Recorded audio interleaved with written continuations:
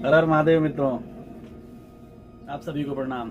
कैसे हैं आप लोग? आज हम हाजिर हैं पुराणों की श्रृंखला के साथ, जिसमें शिव पुराण का अध्याय चल रहा है और उसमें यह 10वां अध्याय है। जैसा कि हमने प्रण किया था, हर पुराण से 10-10 कहानियों को आपके समक्ष लेकर प्रस्तुत होंगे और देखेंगे सनातन धर्म की भव्यता को, जानेंगे उसके इतिहास को जो गौरवपूर्ण है।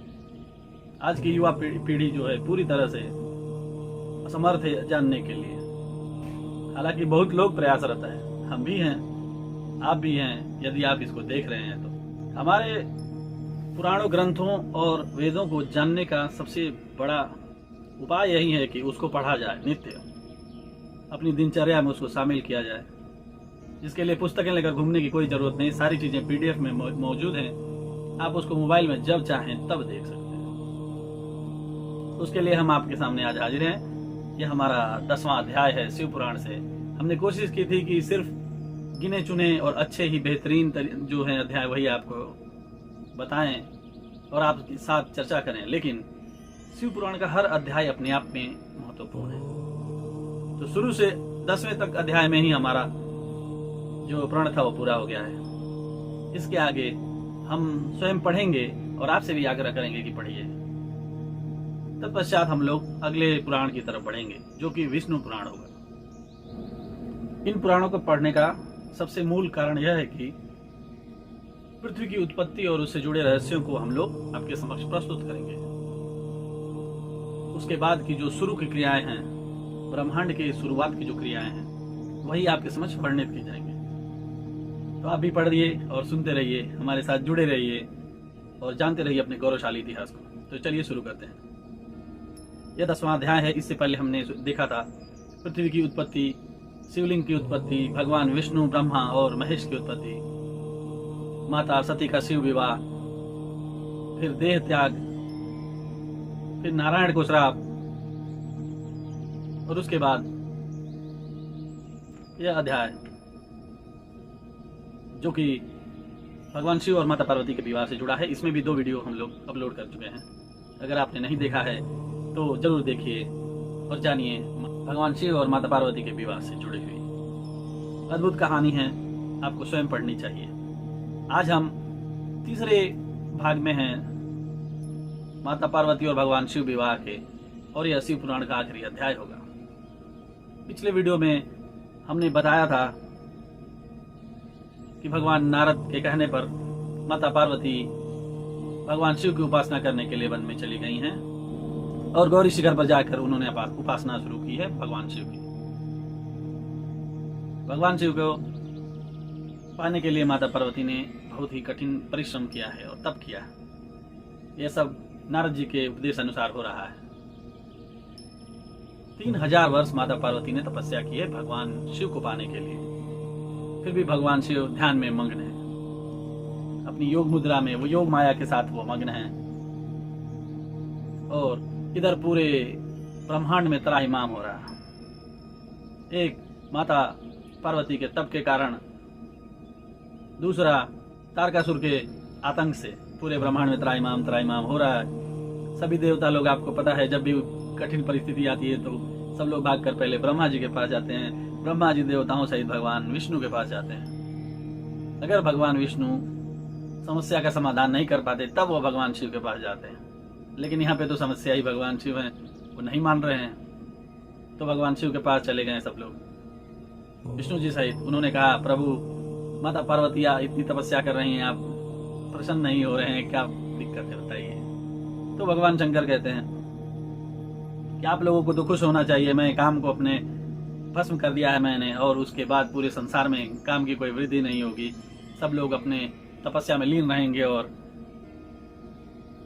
अपनी अपनी साधना में मस्त रहेंगे। उसके बाद उन लोगों ने बोला, प्रभु यहाँ पर तारकासुर ने पूरे ब्रह्मांड में उत्पात मचाया है और ब्रह्मा जी के वरदान के कारण उसे यह प्राप्त है कि भगवान शिव से उत्पन्न संतान ही उसका वध कर सकेगी। ब्रह्मा जी ने वरदान दे दिया है और आप यहाँ पर मान नहीं रहे हैं। पूरे ब्रह्मांड में त्राहिमाम हो रहा है। भगवान शिव बोले, ठीक है, हम आपकी इस बात पर विचार करेंगे और पार्वती की परीक्षा करेंगे। एक अगर भगवान ध्यान मग्न हो गए, सभी देवता हाथ जोड़कर प्रार्थना करके परिक्रमा करके चले गए।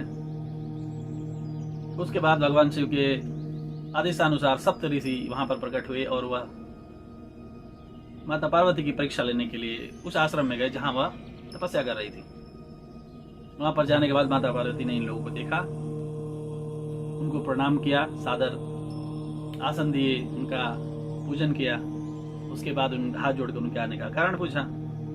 सप्त ऋषियों ने कहा, देवी तुम इतनी कठिन तपस्या किसके लिए कर रही हो, तुम्हारा अभिप्राय क्या है? माता पार्वती ने हाथ जोड़कर विनम्र स्वभाव से कहा, हे देवर्षियों, मैं यहाँ पर भगवान रुद्र को पाने के लिए तपस्या कर रही हूँ। नारद जी ने मुझे आदेश दिया है कि आप भगवान रुद्र को पाने की तपस्या कीजिए जिसके लिए आपका जन्म हुआ है। सप्तऋषि गए थे परीक्षा लेने तो हंसने लगे, बोले, अरे तुम किस आदमी के चक्कर में पड़ी हुई हो? इस आदमी ने महाराज दक्ष के 10,000 पुत्रों को उन्होंने दिशा भ्रमित करके पता नहीं कहाँ पहुंचा दिया। तुम जिसकी तपस्या कर रही हो, न गोत्र का पता है, न कुल का पता है, न ढंग से रहते हैं, न कहीं से साज सज्जा ही है उनके अंदर, किसी भी तरह से वो योग्य नहीं है तुम्हारे देवी, यह तपस्या मत करो।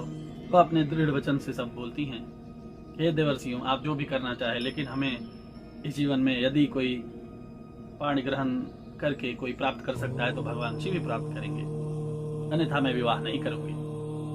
यह सुनने के बाद वह लोग सोचते हैं कि क्या किया जाए। वो तमाम तरह की बातें करते हैं, बहुत सारी बातें करते हैं भगवान शिव के बारे में, भली बुरी सब विस्तार पूर्वक एक बार जरूर पढ़िए आप लोग। फिर भी उनका दृढ़ निश्चय देखकर सब लोग हार मान जाते हैं और साथ में और अंत में हाथ जोड़कर प्रणाम करते हैं और बोलते हैं कि हे देवी, आपका मंगल हो, भगवान शिव आपको प्राप्त हो, हम यही कामना करेंगे। उसके पश्चात वह लोग वहां से चले जाते हैं। भगवान शिव प्रसन्न होते हैं और सोचते हैं कि चलो अच्छी बात है, सप्तऋषियों की परीक्षा में वो पास हो गई। उसके बाद भगवान शिव स्वयं जाते हैं परीक्षा लेने माता पार्वती की। वह एक बूढ़े ब्राह्मण का वेश धारण करते हैं और बहुत ही दीन अवस्था में जाते हैं उनके पास। वहां जाने के बाद माता पार्वती देखती हैं, अपनी सखियों के साथ बैठी रहती हैं, आदर सत्कार करके उनको आसन देती हैं, हाथ जोड़कर आने का कारण पूछती हैं। तो ब्राह्मण कहते हैं कि हे पुत्री, मैं तो ऐसे ही भ्रमण करता रहता हूँ, वेद पाठी ब्राह्मण हूँ और ऐसे ही बस भ्रमण करता रहता हूँ मैं। तुम किस लिए तपस्या कर रही हो, तुम यह बताओ। फिर वही हाथ जोड़कर माता पार्वती करती हैं, हे प्रभु, इतने सालों से मैं तपस्या कर रही हूँ भगवान शिव को पाने के लिए, लेकिन भगवान शिव फिर भी प्रसन्न नहीं हो रहे हैं। अब मेरी जीने की इच्छा खत्म हो चुकी है, आज मैं आत्मदाह कर लूंगी, क्योंकि भगवान इस जन्म में मिलने नहीं वाले, फिर मैं अगला जन्म लूंगी और फिर प्रयास करूंगी।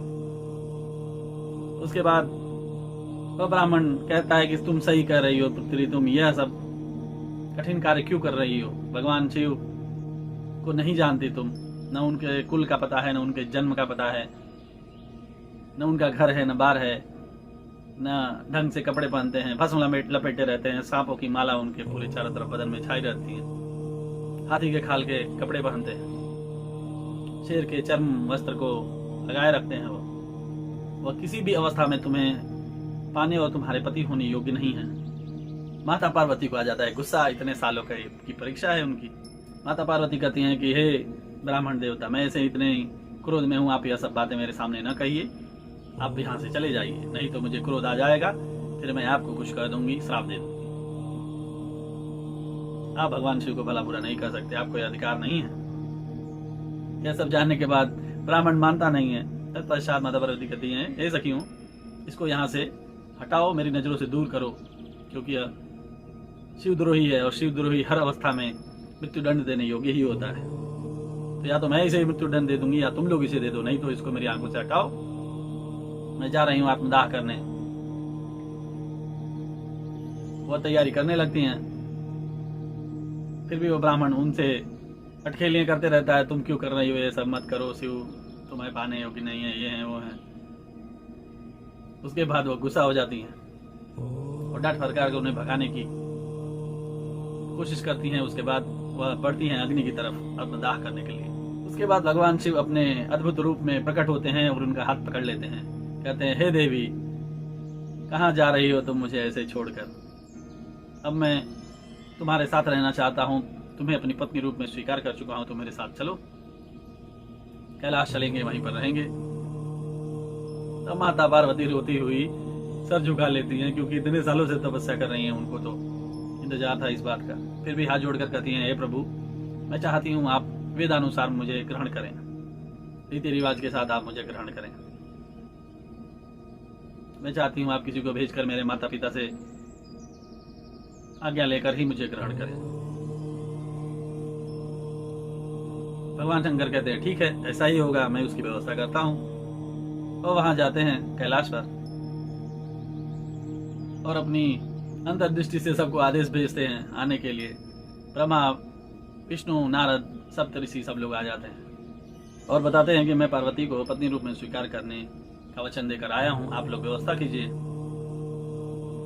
हे नारद, तुम जाओ हिमालय के पास और उन्हें इस प्रस्ताव के लिए आदेश दो। भगवान नारद जाते हैं प्रभु की आज्ञा पाकर और हिमालय के पास पहुंचते हैं। हिमालय मैना के साथ बैठे हुए रहते हैं। तभी वहां पर माता पार्वती पहुंच जाती हैं अपनी सखियों सहित, और सब लोग देखकर प्रसन्न होते हैं और उनके द्वारा सुनते हैं कि भगवान शिव आए थे, उन्होंने वरदान दिया है, मुझे पत्नी रूप में स्वीकार करेंगे। सब लोग बहुत प्रसन्न होते हैं। उसके थोड़ी ही देर बाद नारद जी पहुंच जाते हैं अगुआ बन के। सब लोग उनका सत्कार करते हैं और उन्हें बैठने के लिए आसन देते हैं। फिर पूछते हैं नारद जी से, आइए प्रभु बैठिए, क्या कारण है बताइए। तब नारद जी कहते हैं कि जो वरदान प्राप्त हुआ है उसी की पूर्ति के लिए मैं आया हूँ हिमालय। आप अपनी कन्या को विधि विधान से भगवान शिव से वैवाहिक सूत्रों में बांधिए। यह भगवान शिव की भी यही आज्ञा है और सारे देवताओं का यही मनोरथ है। सब लोग प्रसन्न होते हैं, ठीक है, हो जाएगा। उसके बाद कुछ दिनों बाद एक नर्तक आता है हिमालय के दरबार में, तरह तरह के नृत्य दिखाता है, अति मधुर, अति सुंदर और बहुत ही मनमोहनीय छवि के साथ आता है। बहुत ही सारे नाटक दिखाता है। हिमालय के पूछने पर क्या चाहिए वो बोलता है, मुझे पार्वती दे दो, अपनी पुत्री को दे दो। सब लोग अति क्रोधित हो जाते हैं और कहते हैं कि तुम्हारी इतनी हिम्मत कैसे हो गई, क्योंकि जब वो नृत्य कर रहा था तो वह अनेक रूप बदल रहा था, कभी भगवान शिव का, कभी भगवान विष्णु का, कभी भगवान ब्रह्मा का। माता पार्वती पहचान जाती है कि यह हो न हो भगवान शिव ही है, तो वह मांगता है कि पार्वती को दे दीजिए। सब लोग क्रोधित हो जाते हैं और उसको दुत्कारने लगते हैं। उसके बाद वह नर्तक वहीं पर अंतर्ध्यान हो जाता है। उसके बाद उनको पता चलता है कि यह भगवान शिव ही थे। यह लोग आपस में रुष्ट हो जाते हैं, अरे तो भगवान शिव आए थे और हम लोग उनको पहचान नहीं पाए। सब लोग भूल जाते हैं इस बात को। फिर एक दिन भगवान शिव स्वयं ब्राह्मण का वेश पकड़ कर आते हैं वहां पर। हिमाचल से मिलते हैं, आदर सत्कार होता है, बैठने के लिए आसन मिलता है। फिर आने का कारण पूछा जाता है। वह कहते हैं, मैं वेद पाठी ब्राह्मण हूँ और मैं ऐसे ही घूमता रहता हूँ, मुझे पता चला है आप अपनी कन्या भगवान शिव को दे रहे हैं। और बोले, हाँ, यह तो बात निश्चित है। फिर वह वही उल्टी सीधी बातें करने लगते हैं कि शिव में ऐसा क्या है मुझे समझ नहीं आता, शिव को कोई ढंग से जानता नहीं है, उनका पता नहीं किसी को, कहाँ से आए, कब जन्मे, क्या गोत्र है, कहाँ रहते हैं, क्या घर है, क्या पहनते हैं, भस्म लपेटे रहते हैं, जूट जटा रखते हैं, माथे पे चंद्रमा विराजते हैं, उनको किसी को पता नहीं है ढंग से क्या पहने क्या नहीं पहने, कैसे रहें। लोक लाज से कोई उनका वास्ता नहीं है, आदर सत्कार कोई समझते नहीं है, सब लोग उनकी शरण में रहते हैं, ऐसा मानते हैं। यह बात सुनकर भ्रमित हो जाते हैं हिमालय। उसके बाद वह मना कर देते हैं पार्वती का विवाह करने से। भगवान शिव यह सब करके उन लोगों को परेशान कर रहे हैं, भ्रमित करते रहते हैं। उसके बाद यह बात उनको पता चलती है। फिर स्वयं सप्तऋषियों को माता अरुंधति के साथ वहां पर भेजा जाता है, जाइए आप लोग समझा के आइए, अपना काम कीजिए। वह लोग आते हैं और बताते हैं कि हे हिमालय, तुमको क्या पता है, वह भगवान शिव ही थे जो आए थे, उनका आदि अंत कोई नहीं जानता है और किसी को परेशानी भी नहीं है, तुमको क्या परेशानी है, वही सर्वव्यापी परमेश्वर हैं, तो उन्हें तो जान के क्या करोगे तुम, उनका आदि अंत है ही नहीं, तो तुम जानोगे क्या। वो ब्रह्मांड की उत्पत्ति से पहले से थे और आज भी हैं। आज साकार रूप में है, पहले निराकार रूप में थे, उनके बहुत सारे रूप हैं। माता मेना को अरुंधति समझाती हैं कि हे देवी, तुम जिनको अपनी पुत्री विवाह रही हो वह स्वयं परमेश्वर हैं जो साकार रूप में तुम्हारे सामने हैं। बहुत समझाने बुझाने के बाद सब लोग तैयार होते हैं, व्यवस्था की जाती है, शादी ब्याह का कार्यक्रम शुरू होने वाला होता है। हिमालय जी विश्वकर्मा जी को निमंत्रण देने के बाद सारे कार्यक्रम का बोझ उन पर सौंप देते हैं कि सारी व्यवस्था आपको करनी है। तो वहां पर ब्रह्मांड में जितनी भी चीजें पाई जाती हैं सब बनाया हुआ है विश्वकर्मा जी ने। इंद्र को ऐरावत हाथी पर बिठाकर बनाया हुआ है, द्वारपाल बनाए हुए हैं, देवियां बनाई हुई है, नदियां बनाई हुई हैं। भगवान विष्णु को बनाया गया है अपने गढ़ों सहित, भगवान ब्रह्मा को अपने गढ़ों सहित, सारे देवतागण उपदेवता सब लोग बनाए गए हैं। उसके बाद भगवान शिव को निमंत्रण भेजा जाता है बारात लेकर आने के लिए। भगवान शिव कहते हैं अब तुम लोगों ने तो मुझे बांध लिया है बंधन में, ठीक है, जैसे भी हो आप तैयारी करो। नारद जी को पूछते हैं क्या किया जाए, बताओ कैसे होगी तैयारी। नारद जी कहते हैं पहले ब्रह्मा जी को बुलाइए। ब्रह्मा जी आते हैं तो वो सबसे कहते हैं कि भाई सबको निमंत्रण भिजवाइए, जितने भी हैं सप्तऋषि हैं, देवी देवता, भगवान विष्णु, गंधर्व किन्नर और जितने भी तमाम जीव हैं दुनिया के। शिव के आदेशानुसार नारद जी सबको निमंत्रण दे देते हैं आने के लिए। विवाह के दिन भगवान शिव पूरे रीति रिवाज से अपने बैल पर आरूढ़ होकर जाते हैं, तैयारी करते हैं। ब्रह्मा जी उनके सारे नियमों को करवाते हैं और उन्हें तैयार किया जाता है, दूल्हे की तरह सजाया जाता है। कहते हैं कुछ घोड़ों को छोड़ दो, बाकी सब लोग चलेंगे बारात में। उनके सवारी के साथ ब्रह्मा जी और विष्णु जी साथ साथ चलते हैं, पीछे देवता उपदेवता। भगवान विष्णु और ब्रह्मा के साथ जितने भी दुनिया के दैत्य हैं, भूत हैं, प्रेत हैं, नर पिशाच हैं, सब लोग बीच में रहते हैं, देवतागण पीछे रहते हैं। आगे भगवान शिव की सवारी। पहुंचते हैं नगर में। नगर में देखते हैं कोलाहल मचा हुआ है, शिव जी की बारात आ रही है, शिव जी की बारात आ रही। शिव जी कहते हैं कुछ करना पड़ेगा। वह ब्रह्मा जी से कहते हैं विष्णु के साथ आप लोग अलग अलग होकर हिमालय के द्वार पर उपस्थित होइए और मैं अपने गणों के साथ अलग से आऊंगा, कुछ लीला करते हैं। उनकी आज्ञा पाकर भगवान ब्रह्मा और विष्णु जी दोनों लोग अलग अलग होकर चले जाते हैं। सब लोगों का सत्कार किया जाता है हिमालय जी के द्वारा। बहुत सारे देवी देवताओं का सत्कार करने के लिए देवी देवता उपस्थित रहते हैं हिमालय जी की तरफ से। सब लोगों का सत्कार किया जाता है, सबको बिठाया जाता है, जन्मासन में बिठाया जाता है। उसके बाद इधर भगवान शिव पूरी तरह से अपना भेष बदल लेते हैं, वही अड़भंगी जैसा भेष बदल लेते हैं, चर्म लपेटे हुए, बाघ की खाल लपेटे हुए, हाथों में सांप, कानों में सर्पों की माला, गर्दन में सर्प लपेटे हुए, माथे पर चंदा, और गंगा जी विराजमान हैं। नंदी बैल के साथ आरूढ़ होकर अपने भूत प्रेतों पिशाचों की बारात के साथ उपस्थित होते हैं। इधर माता मीना परेशान है, भगवान शिव कब आएंगे हम देखना चाहते हैं, कब आएंगे हम देखना चाहते हैं। भगवान शिव के आज्ञा अनुसार नारद जी पहुंच जाते हैं वहां पर मीना जी के पास। मीना परेशान है कि मेरी पुत्री का वर कौन है, वर कौन है, वर कौन है, कब आएगा। तब देवताओं की उपस्थिति धीरे धीरे बढ़ने लगती है। हर किसी को देखकर मीना जी कहती हैं कि यही है भगवान शिव, यही है भगवान शिव, क्योंकि सब लोग अद्भुत प्रतिभा के धनी होते हैं, सब लोग अति सुंदर दिखते हैं। सब लोगों को भगवान नारद कहते हैं कि यह तो उनके गण है, यह तो उनके शिष्य हैं, यह तो उनके शरणार्थी हैं।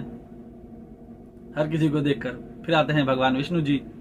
मीना जी कहती है क्या यही भगवान शिव हैं, इतने सुंदर हैं, इतने सुशील हैं। तो कहते हैं कि नहीं नहीं, भगवान शिव तो इनके भी पूजनीय हैं, या शिव की शरण में सदैव रहते हैं। फिर ब्रह्मा जी आते हैं, उनको भी मीना जी यही पूछती हैं ये भगवान शिव हैं क्या, यह भी तो अति सुंदर अति गुणवान दिख रहे हैं, यही भगवान शिव हैं। कहते हैं नहीं, ये तो विष्णु जी के भी शिष्य हैं, यह तो उनके भी अधीन रहते हैं, विष्णु जी उनके अधीन रहते हैं। उसके बाद आते हैं नर पिशाचों की सेना के साथ अपनी बारात लिए हुए भगवान शिव। नंग धड़ंग आते हैं, भस्म लपेटे हुए, जटाजूट लपेटे हुए, चंद्रमा माथे पर विराजमान है, सर्पों की माला सुशोभित है। देखकर मीना जी जब आती हैं, उनको भगवान नारद बताते हैं कि यही है भगवान शिव जिनकी आप प्रतीक्षा कर रही थी। इतना विस्मित रूप देखकर मीना को मूर्छा आ जाती है, वहीं पर बेहोश होकर जमीन पर गिर जाती हैं मीना जी।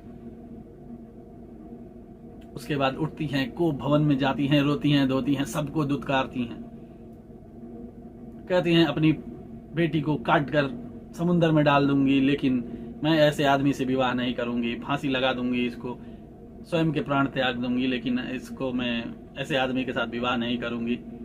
अपनी पुत्री को, पार्वती जी को डांटती हैं कि तुमने ये सब क्या कर दिया, तुम इनको पाने के लिए तपस्या कर रही थी। बहुत सारी बातें कहती हैं, बहुत अद्भुत बातें हैं, आपको एक बार जरूर पढ़नी चाहिए। हम तो बस आपको अवगत करा रहे हैं क्या क्या लिखा हुआ है, जो आज की युवा पीढ़ी भूल गई है। शब्दों की इतनी महत्ता है, इतनी सुगमता है कि आपको आनंद आ जाएगा पढ़कर। यह कथा सविस्तार पढ़िए। हम तो बस आपको अवगत करा रहे हैं और प्रेरित कर रहे हैं कि आप लोग पढ़िए और जानिए। वो भगवान ने हिमालय की भी नहीं सुनती, सप्तऋषियों की भी नहीं सुनती। ये सप्तऋषि आए थे मुझे मनाने के लिए, मुझे समझाने के लिए, भगवान शिव हैं, परमेश्वर हैं, सबसे सुंदर हैं, ऐसे हैं भगवान शिव, ऐसे हैं भगवान शिव कहते हुए रोती रहती हैं और किसी की नहीं सुनती, अपने पुत्रों की नहीं सुनती।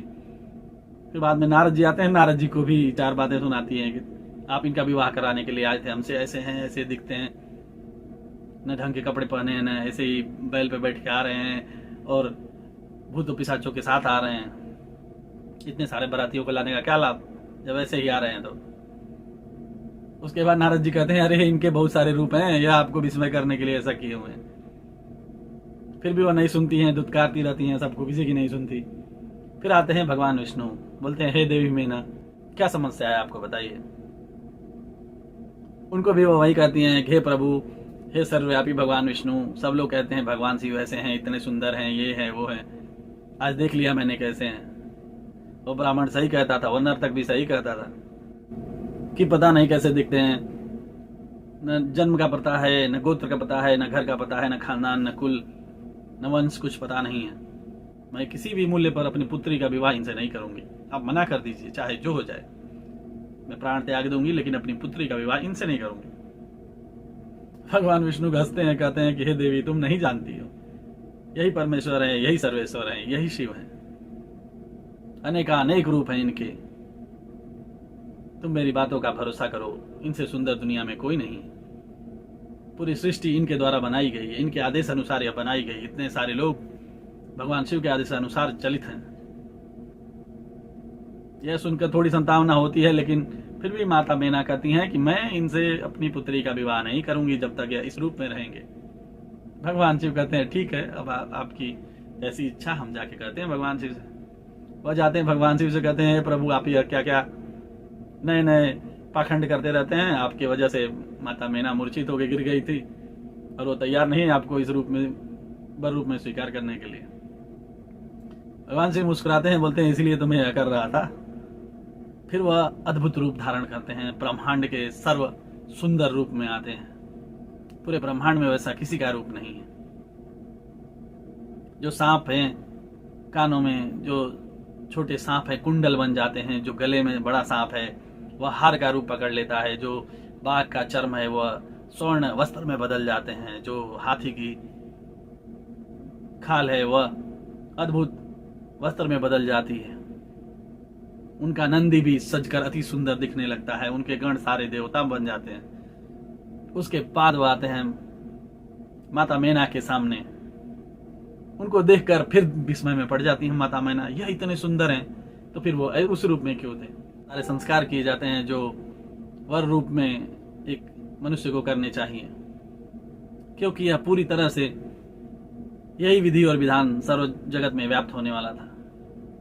इसलिए भगवान शिव पूर्ण रूप से वर रूप में आए हैं। तब से भगवान शिव के समय से ही पाणी ग्रहण संस्कार हो रहा है।